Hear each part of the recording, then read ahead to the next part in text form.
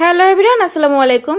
Half cup ময়দা আর 1 cup powder milk দিয়ে এরকম সফট নরম তুলতুলে গোলাপজাম মিষ্টি রেসিপি আপনাদের সাথে শেয়ার করব।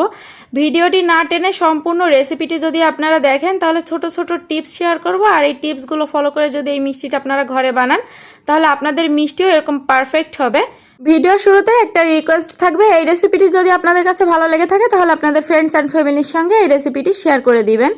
তো প্রথমেই একটা প্যানে নিয়ে নিচ্ছি 3 কাপ চিনি, আর তার সাথে নিয়ে নিচ্ছি 5 কাপ পানি। 3 কাপ চিনির সাথে 5 কাপ পানি নিয়েছি। এবারে 3টা এলাচ মুখ ফাটিয়ে দিয়েছি সুন্দর একটা সুরভির জন্য।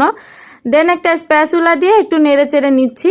এবারে এই চিনির পানির ভিতরে জাস্ট একটা বলক আসলেই চলবে। এটা একতার বা দুতার হওয়ার কোনো ঝামেলা নেই। একটা বলক আসার পরে ঢাকনা দিয়ে ঢেকে হাঁড়িটা একটা সাইডে রেখে দিব।